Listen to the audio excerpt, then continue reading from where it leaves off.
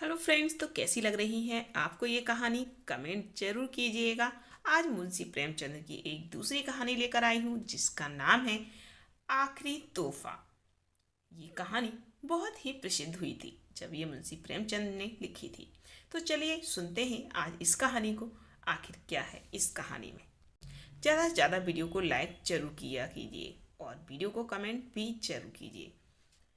सारे शहर में सिर्फ एक ऐसी दुकान थी जहां बिलायती रेशमी साड़ी मिल सकती थी और सभी दुकानदारों ने बिलायती कपड़े पर कांग्रेस की मोहर लगवाई थी।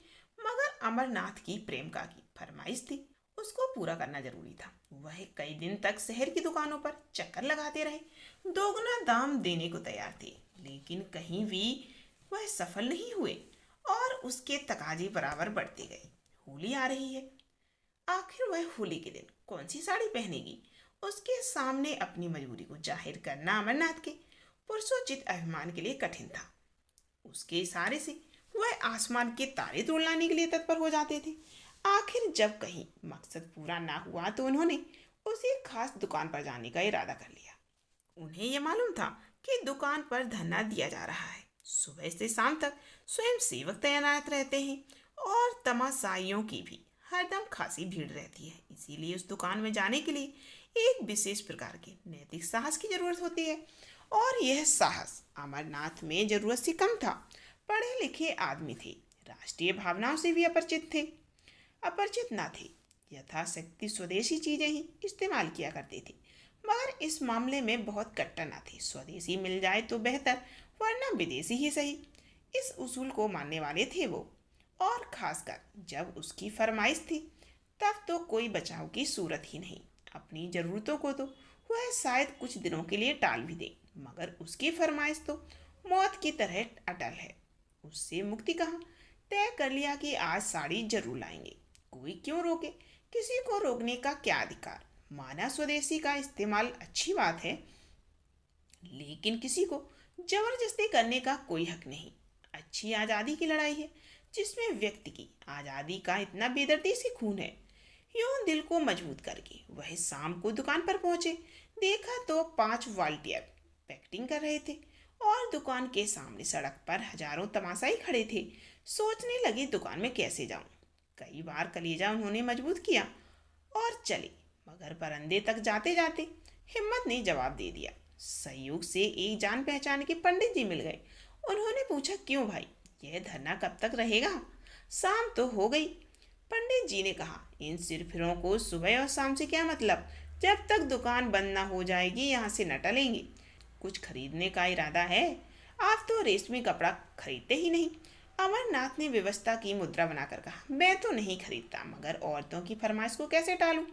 पंडित जी ने मुस्कुराकर कहा, वाह, इससे ज्यादा आसान तो कोई बात नहीं। औरतों को भी चकमा नहीं दे सकते। 100 हीले 1000 बहाने। अमरनाथ बोला, आप ही कोई हीला दीजिए।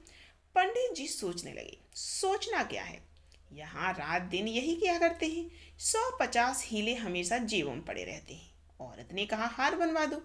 कहा, आज ही लो। 2-4 रोज के बाद कहा, सुनार माल लेकर चंपत हो गया। ये तो रोज का धंधा है भाई। औरतों का काम फरमाइश करना है और मर्दों का काम उसे खूबसूरती से टाल देना है। अमरनाथ बोला, आप तो इस कला के पंडित मालूम होते हैं। पंडित जी बोले, क्या करें भाई, आबरू तो बचानी ही पड़ती है। सूखा जवाब दे तो शर्मिंदगी अलग हो, बिगड़े वह अलग से। समझे, हमारी परवाह ही नहीं करते। आबरू का मामला है। आप एक काम कीजिए, यह तो आपने कहा ही होगा कि आजकल पैकेटिंग है। अमरनाथ बोला, हाँ, यह तो बहाना कर चुका भाई, मगर वह सुनती ही नहीं। कहती है क्या विलायती कपड़े दुनिया से उठ गए, मुझसे चले होड़ने। पंडित जी बोले, तो मालूम होता है कोई धुन पक्की औरत है। अच्छा, तो मैं एक तरकीब बताऊं, एक खाली कार्ड का बक्स ले लो, उसमें पुराने कपड़े जलाकर भर लो। जाकर कह देना मैं कपड़े लिए आता था, वॉलेंटियरों ने छीन कर जला दिए। क्यों, कैसी रहेगी?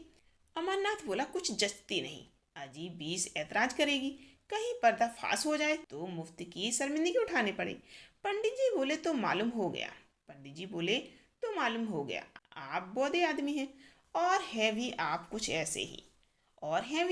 ऐसे ही, यहाँ तो कुछ इस शान से हीले करते हैं कि सच्चाई की भी उसके आगे धुल जाए। जिंदगी यही बहाने करती गुजरी और कभी न पकड़ी गई। एक तरकीब और है, इसी नमूने का देसी माल ले जाइए और कह दीजिएगा कि ये विलायती है। अमरनाथ बोला, देसी और विलायती की पहचान उन्हें मुझसे और आपसे कहीं ज्यादा है। विलायती पर तो जल्द विलायती का यकीन आएगा नहीं, देसी की तो बात ही क्या है। एक खद्दर पोस महाशय पास ही खड़े ये बातचीत सुन रहे थे।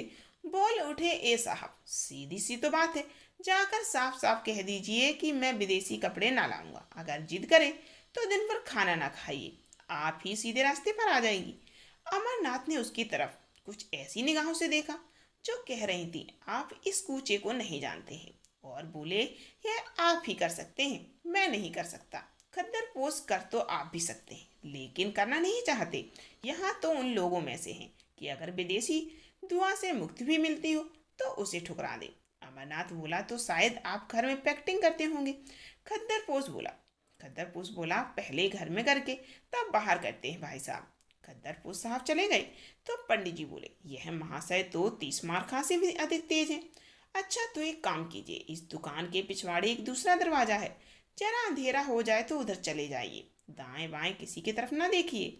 अमरनाथ ने पंडित जी को धन्यवाद दिया और जब अंधेरा हो गया तो दुकान के पिछवाड़े की तरफ जा पहुंचे।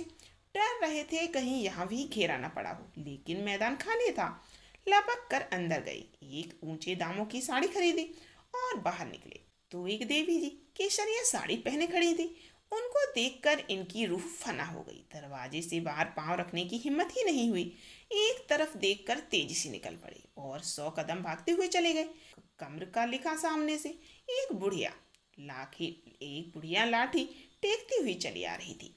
आप उससे लड़ गए। बुढ़िया गिर पड़ी और लगी कोसने, अरे अब भागे, ये जवानी बहुत दिन न रहेगी, आंखों में चर्बी छा गई है, धक्के देकर चलता है। अमरनाथ उसकी खुशामद करने लगे, माफ करो, मुझे रात को कम दिखाई देता है, ऐनक घर भूल आया हूँ। बुढ़िया का मिजाज ठंडा हुआ, आगे बढ़ी और आप भी चले। एकाएक कानों में आवाज आई, बाबू साहब जरा ठहरिए। और वही केसरिया कपड़ों वाली देवी जी आती हुई दिखाई दी। अमरनाथ के पांव बंध गए, इस तरह कलेजा मजबूत करके खड़े हो गए जैसे कोई स्कूली लड़का मास्टर की बेंच के सामने खड़ा होता है। देवी जी ने पास आकर कहा, आप तो ऐसे भागे कि जैसे मैं आपको काट खाऊंगी। जब आप पढ़े लिखे आदमी होकर अपना धर्म नहीं समझते तो दुख होता है। देश की क्या हालत है, लोगों को खद्दर नहीं मिलता, आप रेशमी साड़ी खरीद रहे हैं। अमरनाथ ने लज्जित होकर कहा, मैं सच कहता हूँ देवी जी, मैंने अपने लिए नहीं खरीदी, एक साहब की फरमाइश थी। देवी जी ने झोली से एक चूड़ी निकालकर उनकी तरफ बढ़ाते हुए कहा, ऐसे हीले रोज ही सुना करती हूँ, या तो आप उसे वापस कर दीजिएगा या लाइए हाथ में मैं चूड़ी पहना दूँ। अमरनाथ बोला, शौक से पहना दीजिए, मैं उसे बड़े गर्व से पहन लूंगा। चूड़ी उस बलिदान का चिन्ह है जो देवियों के जीवन की विशेषता है। चूड़ियाँ उन देवियों के हाथ में थी जिनके नाम सुनकर आज भी हम आदर से सिर झुकाते हैं। मैं तो उसे शर्म की बात नहीं समझता। अगर आप और कोई चीज़ पहनाना चाहें तो मैं वह भी शौक से पहन लूंगा। पहना दीजिएगा, नारी पूजा की वस्तु है, उपेक्षा की नहीं। अगर स्त्री जो कौम को पैदा करती है चूड़ी पहनना अपने लिए गौरव की बात समझती है तो मर्दों के लिए चूड़ी पहनना क्यों शर्म की बात है। देवी जी को उनकी इस निर्जलता पर आश्चर्य हुआ, मगर वह इतनी आसानी से अमरनाथ को न छोड़ने वाली थी। बोली, आप बातों के शेर मालूम होते हैं। अगर आप हृदय से स्त्री को पूजा वस्तु मानते हैं तो मेरी यह विनती क्यों नहीं मान लेते।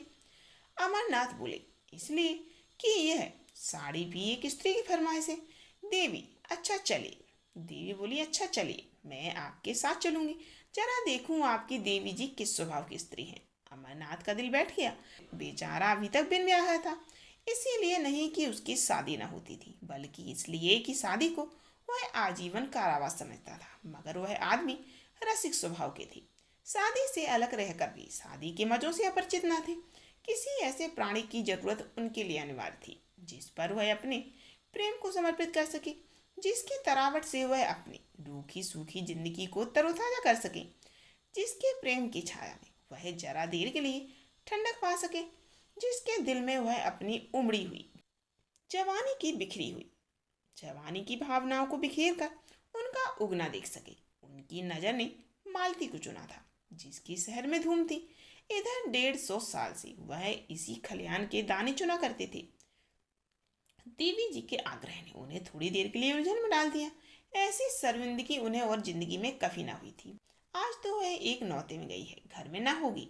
देवी जी ने अविश्वास से हंसकर कहा, तो मैं समझ गई, यह आपकी देवी जी का कसूर नहीं, आपका कसूर है। अमरनाथ ने लज्जित होकर कहा, मैं आपसे सच कहता हूँ, आज वह घर पर नहीं है। देवी ने कहा, कल आ जाएंगी। अमरनाथ बोले, हाँ कल आ जाएंगे। देवी बोली, तो यह साड़ी मुझे दे दीजिए और कल यहीं आ जाइएगा, मैं आपके साथ चलूंगी। मेरे साथ 2-4 बहनें भी चलेंगी। अमरनाथ ने बिना किसी आपत्ति के वह साड़ी देवी जी को दे दी और बोले, अच्छा मैं कल आऊंगा, मगर क्या आपको मुझ पर विश्वास नहीं है? जो साड़ी की जमानत जरूरी है। देवी जी ने मुस्कुराकर कहा, सच्ची बात तो यही है कि मुझे आप पर विश्वास नहीं है। अमरनाथ ने स्वाभिमान पूर्वक कहा, अच्छी बात है, आप इसे ले जाइएगा। देवी ने क्षण भर बाद कहा, शायद आपको बुरा लग रहा हो कि कहीं साड़ी गुम न हो जाए, इसे आप लेते जाइए, मगर कल आइए जरूर। अमरनाथ स्वाभिमान के मारे बगैर कुछ कहे घर की तरफ चल दिए। देवी जी लेते जाइए करती रह गई। अमरनाथ घर ना जाकर एक खद्दर की दुकान पर गए और 2 सूटों का खद्दर खरीदा। फिर अपने दर्जी के पास ले जाकर बोले, खलीफा इसे रातों रात तैयार कर दो, मुंह मांगी सिलाई दूंगा। दर्जी ने कहा, बाबू साहब आजकल तो होली की भीड़ है, होली से पहले तैयार ना कर सकेंगे। अमरनाथ ने आग्रह करते हुए कहा, मैं मुंह मांगी सिलाई दूंगा, मगर कल दोपहर तक मिल जाए। मुझे कल एक जगह जाना है, अगर दोपहर तक ना मिले तो फिर मेरे किसी काम के ना होंगे। दर्जी ने आधी सिलाई पेश की ले ली और कल तैयार करने का वादा कर दिया। अमरनाथ यहाँ से अस्वस्थ होकर मालती की तरफ चले। कदम आगे बढ़ते थे लेकिन दिल पीछे चला जाता था। काश वह उनकी इतनी विनती स्वीकार कर ले कि कल 2 घंटे के लिए उनके वीरांत घर को रोशन कर दे, लेकिन यकीनन वह उन्हें खाली हाथ देकर मुंह फेर लेगी, सीधे मुंह बात नहीं करेगी। आने का जिक्र ही क्या, एक ही बेमुरवत है कि कल आकर देवी जी से अपनी सारी शर्मनाक कहानी बयान कर दूं। तो मिलते हैं इस कहानी के अगले भाग में। उस भोले चेहरे की निस्वार्थ उमंग उनके दिल में एक हलचल पैदा कर रही थी। उन आंखों में कितनी गंभीरता थी, कितनी सच्ची सहानुभूति, कितनी पवित्रता। उसके सीधे साधे शब्दों में कर्म की प्रेरणा थी कि अमरनाथ को अपने इंद्रिय परायण जीवन पर शर्म आ रही थी। अब तक कांच के टुकड़े को हीरा समझकर सीने से लगाए हुए थे, आज उन्हें मालूम हुआ हीरा किसे कहते हैं। उसके सामने वह टुकड़ा तुच्छ मालूम हो रहा था। मालती की वह जादू भरी चितवन, उसकी वह मीठी अदाएं, उसकी सोखियां और नखरे सब जैसे मुलम्मा उड़ जाने के बाद अपनी असली सूरत में नजर आ रहे थे और अमरनाथ के दिल में नफरत पैदा कर रहे थे। वह मालती की तरफ जा रहे थे, उसके दर्शन के लिए नहीं, बल्कि उसके हाथों से अपना दिल छीन लेने के लिए। प्रेम का भिखारी आज अपने भीतर एक विचित्र निष्ठा का अनुभव कर रहा था। उसे आश्चर्य हो रहा था कि अब तक वह क्यों इतना बेखबर था। वह तिलिस्म जो मालती ने बरसों की नाज नखरे हाव भाव से बांधा था, आज किसी छूमंतर से तार तार हो गया था। मालती ने उन्हें खाली हाथ देखकर त्योरियां चढ़ाते हुए कहा, साड़ी लाए या नहीं? अमरनाथ ने उदासीनता के ढंग से जवाब दिया, नहीं। मालती ने आश्चर्य से उनकी तरफ देखा नहीं। वह उनके मुंह से यह शब्द सुनने की आदी न थी। यहाँ उसने संपूर्ण समर्पण पाया था। उसका इशारा अमरनाथ के लिए भाग्यलिपि के समान था। अमरनाथ, क्यों नहीं लाए? क्यों नहीं लाए? मालती, मालती बाजार में मिली ना होगी, तुम्हें क्यों मिलने लगी? और मेरे लिए? अमरनाथ, नहीं साहब, मिली मगर लाया नहीं। मालती, आखिर कोई वजह? रुपए मुझसे ले जाते। अमरनाथ, तुम खाम कहाँ जलाती हो? तुम्हारे लिए जान देने को मैं हाजिर रहा। मालती, तो शायद तुम्हें रुपए जान से भी ज्यादा प्यारे हों। अमरनाथ बोला, तुम मुझे बैठने दोगी या नहीं? अगर मेरी सूरत से नफरत हो तो चला जाऊं। मालती बोली, तुम्हें आज क्या हो गया है? मालती बोली, तुम्हें आज क्या हो गया? तुम तो इतने तेज मिजाज के ना थे। अमरनाथ बोला, तुम बातें ही ऐसी कर रही हो। मालती बोली, तो आखिर मेरी चीज क्यों नहीं लाई? अमरनाथ ने उसकी तरफ बड़े वीर भाव के साथ देखकर कहा, दुकान पर गया, जिल्लत उठाई और साड़ी लेकर चला तो एक औरत ने छीन लिया। मैंने कहा, मेरी बीवी की फरमाइश है, तो बोली मैं उन्हीं को दे दूंगी, कल तुम्हारे घर आऊंगी। मालती ने शरारत भरी नजरों से देखते हुए कहा, तो ये कहिए कि आप दिल हथेली पर लिए फिर रहे थे और एक औरत को देखा और उसके कदमों पर चढ़ा दिया। अमरनाथ बोला, वह उन औरतों में नहीं जो दिलों की घात में रहती है। मालती बोली, तो कोई देवी होगी।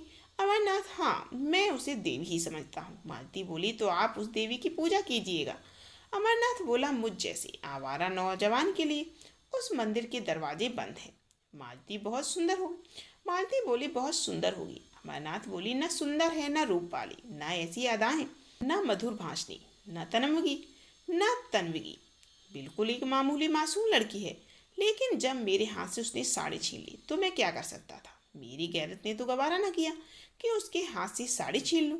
तुम्हें इंसाफ करो, वह दिल में क्या कहती? मालती बोली, तो तुम्हें इसकी ज्यादा परवाह है कि वह अपने दिल में क्या कहेगी, मैं क्या कहूंगी, इसकी जरा भी परवाह नहीं।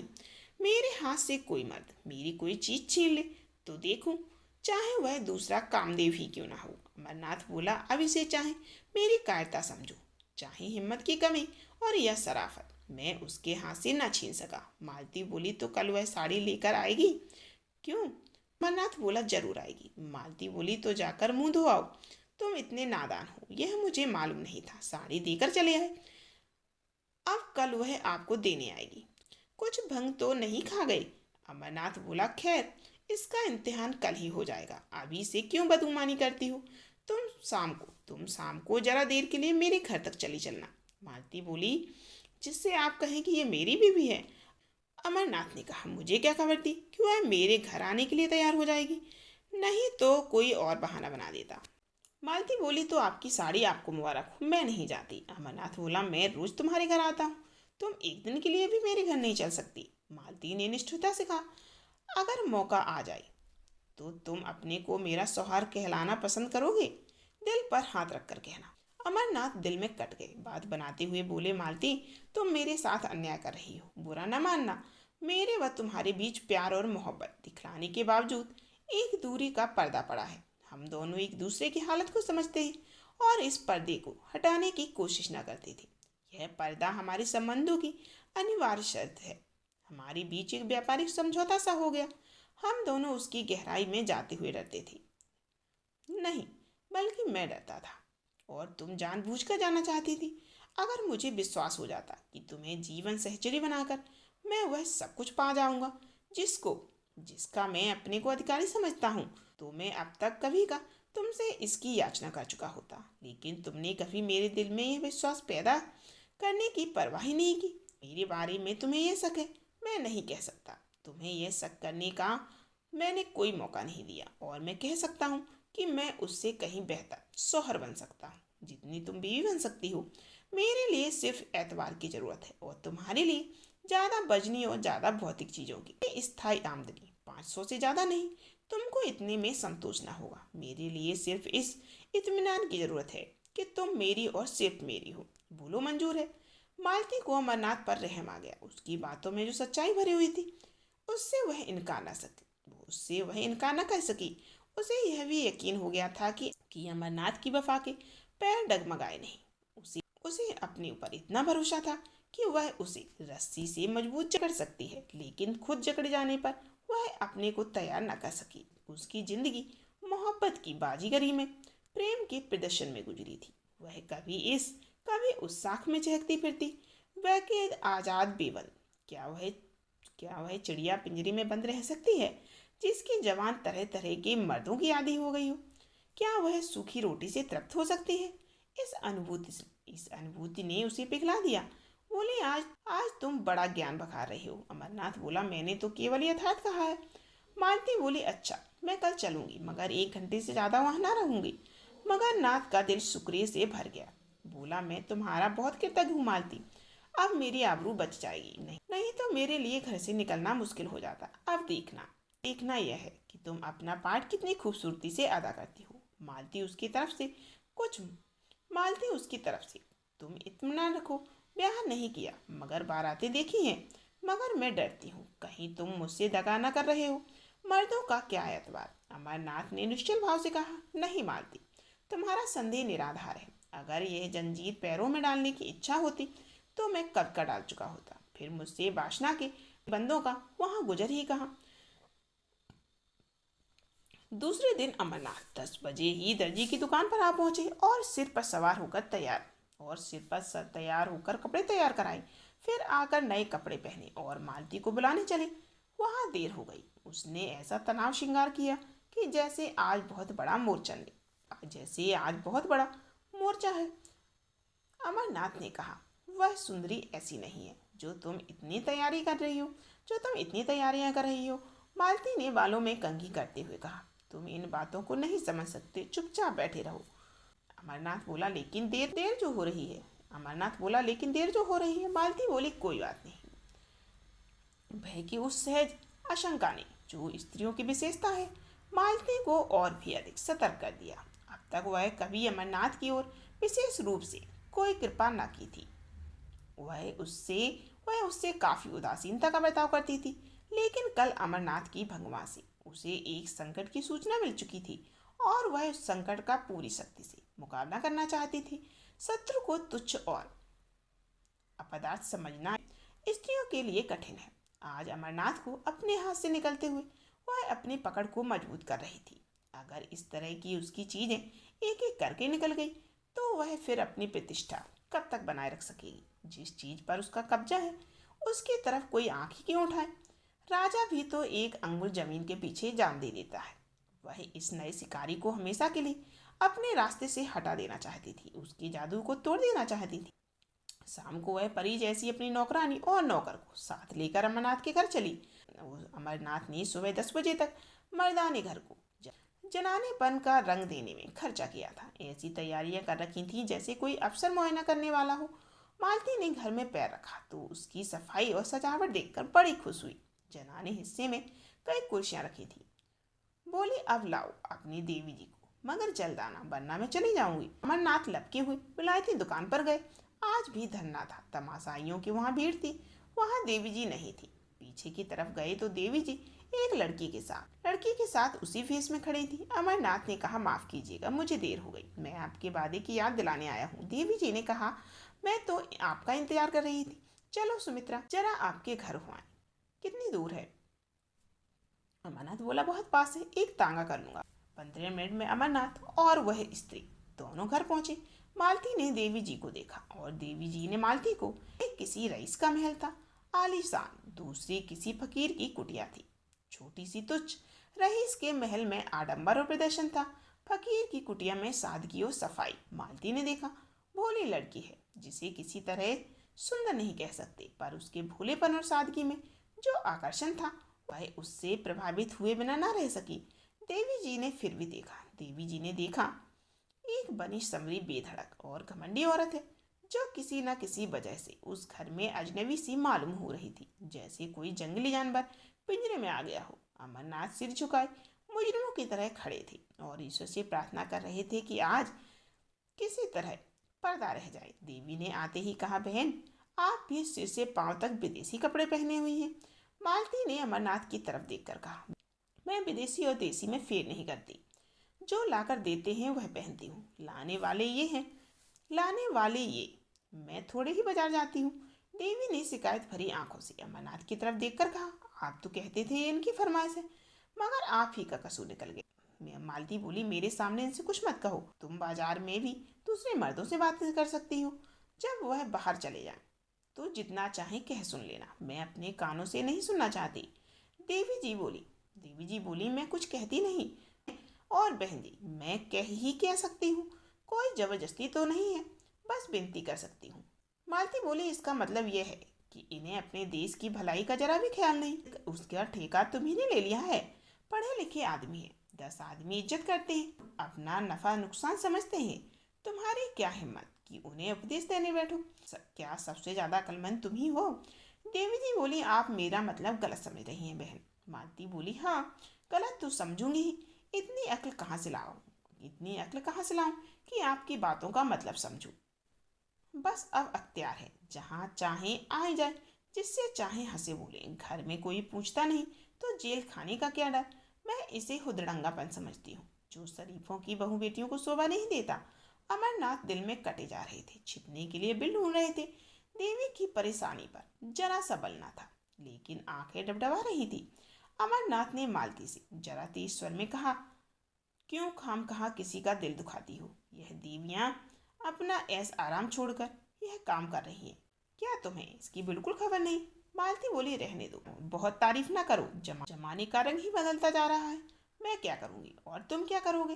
तुम मर्दों ने औरतों को घर में इतनी बुरी तरह कैद किया कि आज वे रस्म रिवाज, शर्म हया को छोड़कर निकल आई हैं और कुछ दिनों में तुम लोगों की हुकूमत का खात्मा हो जाएगा। विलायती और विदेशी तो दिखलाने के लिए हैं, असल में यह आज़ादी की ख्वाहिश है जो तुम्हें हासिल है। तुम अगर दो चार शादी कर सकते हो तो औरत क्यों ना करे? सच्ची बात यह है, अगर आंखें हैं तो खोल कर देखो। मुझे यह आज़ादी न चाहिए।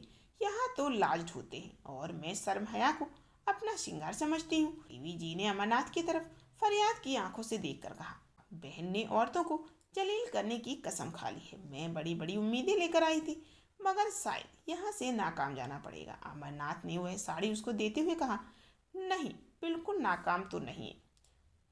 साड़ी देते हुए कहा, नहीं, बिल्कुल नाकाम तो आप नहीं जाएंगी। हाँ, जैसी कामयाबी की आपको उम्मीद थी वह ना होगी। मालती ने डपटते हुए कहा, वह मेरी साड़ी है, तुम उसे नहीं दे सकते। अमरनाथ ने शर्मिंदा होते हुए कहा, अच्छी बात है, ना दूंगा। देवी जी, ऐसी हालत में तो आप शायद मुझे माफ करेंगी। देवी जी चलेंगे तो अमरनाथ ने त्योरियां बदलकर कहा, यह तुमने आज मेरे मुंह में कालिक लगा दी। तुम इतनी बदतमीज और बदजुबान हो, मुझे मालूम ना था। मालती ने रोषपूर्ण स्वर में कहा, तो अपनी साड़ी उसे दे देती। मैंने ऐसी कच्ची गोलियां नहीं खेली। अब तो बदतमीज भी हूँ, बदजवान भी। उस दिन इन बुराइयों में से एक भी न थी जब मेरी जूतियां सीधी करते थे। इस छोकरी ने मोहनी डाल दी, जैसी रूह वैसे फरिश्ते, मुबारक हो। यह कहती हुई मालती बाहर निकल गई। उसने समझा था जवान चलाकर और ताकत से वह उस लड़की को उखाड़ फेंकेगी, लेकिन जब मालूम हुआ कि अमरनाथ आसानी से काबू में आने वाला नहीं है तो उसने फटकार लगाई। इन दामों अगर अमरनाथ मिल सकता तो बुरा ना था, उससे ज्यादा कीमत वह उसके लिए ना दे सकती थी। अमरनाथ उसके दरवाजे तक आई और वह तांगे पर बैठी तो विनती करते हुए बोले, यह साड़ी दे दो ना मालती, मैं तुम्हें कल इससे अच्छी साड़ी ला दूंगा। मगर मालती ने रूखेपन से कहा, यह साड़ी तो अब लाख रुपए पर भी ना दूंगी मैं। अमरनाथ ने त्योरियां चढ़ाकर जवाब दिया, अच्छी बात है तो ले जाओ, मगर समझ लो यह मेरा आखिरी तोहफा है। मालती ने होंठ चढ़ाकर कहा, इसकी परवाह नहीं, तुम्हारे बगैर मैं मर नहीं जाऊंगी, इसका तुम्हें यकीन दिलाती हूँ। ये थी अमरनाथ की जीवन की प्रेमिका की कहानी। तो कैसी लगी आपको ये कहानी, कमेंट करके जरूर बताइए और ज़्यादा से ज़्यादा इस वीडियो को लाइक कमेंट जरूर कीजिए, शेयर कीजिए और शेयर कीजिए।